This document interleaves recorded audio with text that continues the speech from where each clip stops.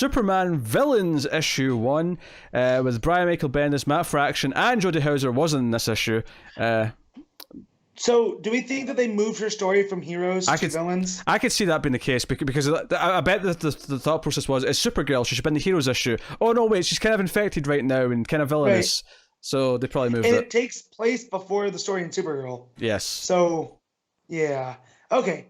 Outside of that, I thought this was a real fun issue. Yeah, I like the main story. Not a big fan of the art, though. The art was kind of hit or miss for me. Yeah, well, this is the thing. I actually see. So the main story, which it's sort of like sprinkled throughout, we get it in like 3 or 4 parts. Yeah. As it goes through, and it's the Daily Planet, and it's Kent and Lois. Why? Kent, Clark and Lois. It's called Superman, because everyone knows now. Got to talk to Leon, and Perry's there, and it's them trying to talk to her, and then on the roof talking about how they have this story from Lex, and Lois has corroborated it, and Leon is the head of the secret or the invisible mafia, all this stuff. So I like this story as well. I like the tone of it. And here's the thing.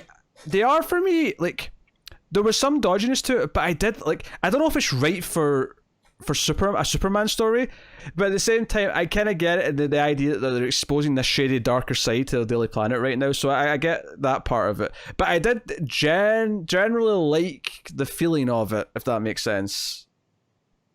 No, I do.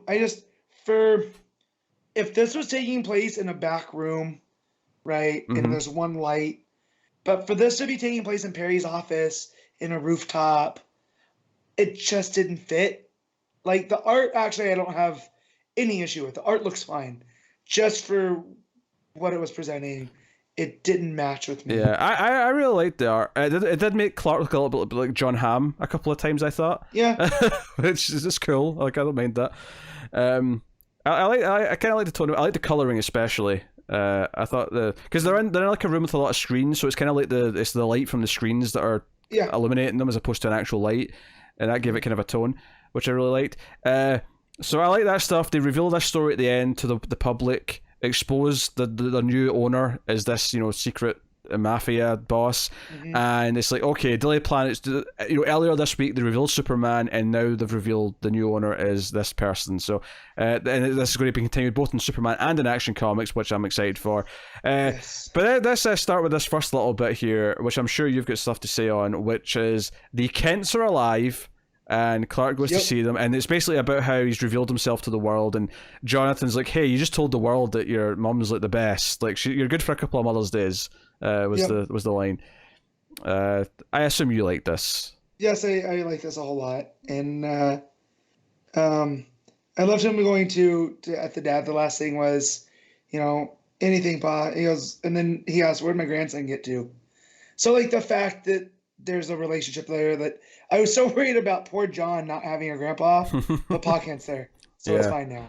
Yeah, actually, it's real good. I loved actually after the meeting with Leon, they come out and like Firefly or whoever is at the window, and so Clark's like doing the Superman pose in front of her. He's ripping the shirt open, he's ready to go, and Firefly just flies off because he's like, you know what, this is too much, I can't take this. And Lois yells out, "Oh, come back, you'll make page 5." I thought that was funny. Also the bit before that where Trish sort of gets everyone to show their hands, like who feels safer at work because they're with Superman, and everyone says, all right, let's get back to deadlines now. We've got stuff to do. So everyone away from the windows. I like that. The Lex Luthor thing, this is exactly what I wanted to see. As soon as they announced that Superman was releasing his identity, I'm like, I need to see Lex having a conniption fit, and it happened. He throws his computer into the window and tears up the Daily Planet newspaper. So yeah. Yeah. That was alright. It was only 2 pages, but it's what it is. It's Steve Lieber. It's the Jimmy Olsen part. So. And then there's a Toyman story, which is about how Toyman, like, for a long time, Superman's been trying to like talk Toyman into like, you can do better than this, you can be better than this, and he never really believed him. But seeing him reveal who he is and realizing that he's a normal guy with a normal job. And he's not just an alien. Yeah, and even one of the things that he points out as well is that when he's giving his speech on TV, he's like, hey, he sounds like he's talking about himself as much as he's talking about me whenever he's spoken to me in the past. So he actually turns himself in, but once he turns himself in, checkmate. The knight or king. Sorry, a king. Right. He shows up and recruits him to take on Leviathan. So now Toyman's going to be in checkmate.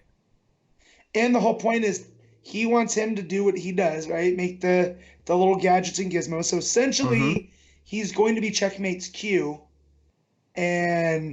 but he wants him to design stuff that's going to get under Leviathan's skin, because King's now worried that they're a country now, they could be a continent, by the fall, and we need to get out underneath. So I really like this. Unfortunately, the art is once again Riley Rosmo. We got a double dose of him this week. Admittedly, though, it's not as bad as the Flash story. The art here, it's a bit more restrained. Yeah. So that's good. So we got a story with Mongol. So we actually have a Mongol passing the torch here, to put it in the most tame way possible. So I had no idea what was going on here. Yeah. Because I didn't realize there's been multiple, and then I'm like, why is that one dressed different? Yeah, so we see like two Mongols, right? And Mongol explains that he killed his father, the previous Mongol, just like his father before him and his father before him. Right. And as soon as he said that, I thought, are we going to get a story at some point of how this Mongol gets replaced by this younger Mongol? And the story actually ends with younger Mongol, like his son, ripping out his heart and saying, I am now Mongol and then there's like a lot of Roman numerals that I don't know them enough. So I plugged it in. It's 1791, so now he's 1792. That's pretty funny. So basically Mongol's pissed. He's like, wait, the only being in the universe to like best me in a fight has been pretending to be a human. He's been an ant working an ant job. Like he's livid about it. Absolutely livid. Well, then he kills his messenger too, like the one guy that keeps calling him like, oh, Exalted One, and yes, yeah, he does that. Yeah, and he crushes his head in anger, and then New Mongol rips out his heart and takes his like emblem, So here's what's so funny about this is I love the idea that this kind of establishes for me that every time I see Mongol, it might actually be a new Mongol, because they all seem to more or less be the same. They have slightly different suit designs, but like they just keep replacing each other. It's kind of funny. Yeah, and a nice little quirk to Mongol. So I mean, this might be a different Mongol that destroyed Coast City. That could have been Grandpa Mongol for all we know. We don't know how these guys age. Exactly. Yeah. So we don't know. So, yeah. So really interesting stuff. Then we have the Supergirl section, which is just kind of her reacting and being pissed. The funny thing, the only problem with this for me is that Clark did tell Kara that he was going to do this. There was a beat before she got infected. There was a beat where he was clearly telling her about this. So other than that, though, I do like her reacting and getting angry. This leads her to Smallville. It also sets up that Ben's still kind of moping about her. So this is clearly setting up stuff for the last few issues of Supergirl. Unfortunately, it is the last few issues. I wish it wasn't, but that's what we're doing for right now. Yeah, the art looks good though. Again, it looks just like her book for the most part. Yeah. There's a one-page Bizarro story, and I was glad it was only one page because I was worried we were going to have to read a lot of Bizarro speak. No, but this is the same Bizarro that was in Terrifics. Yes. So this is the Square Earth one, and I guess he's okay. Like, he's wondering if he's not Superman. Like, but he's always known. I don't understand the point of the story. Besides, have a Bizarro story because it was villains. Yes. Right. Yeah. I wasn't a big fan of the art here. It's not my style, I have to say. But hey, and then we come back to Lois talking to Leon, continuing the main story back to that main art, and. That's when the bombshell kind of comes out, and it's the end of the book. So I do like the reveal. This idea that continues this. I will say, as much as there was a little bit more villain focus in this issue, it wasn't as much as I thought it was going to be. I still felt like I still felt like more than half of it was still just following Clark and Lois and the other characters. Well, I liked that it focused on the heroes one focused on their reactions to it. This one was the villains' reactions and really putting Leon in the spotlight here. Mm-hmm. Also, we're paying off some of the stuff in villains. Leviathan.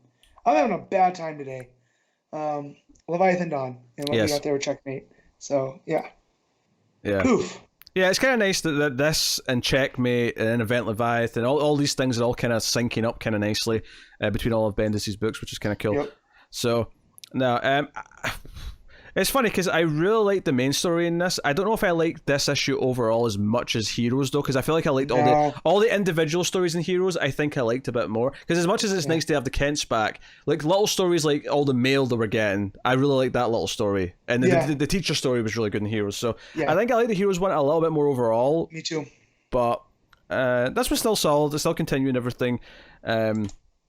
It's basically, since we're not getting double shipping on these Superman books, every so often we're getting one of these one shots to advance it a little bit further, quicker. Yeah. Essentially. Yeah. So that's cool. What are you giving it, Matt? I'm gonna give this a 7.5. I'm gonna go with it. I think I like the main art a bit more than you did. I like how moody it is, even though arguably maybe that doesn't fit with Superman as much. But I think because it was all the offices and the CD like revealing of this mafia it kind of made it work.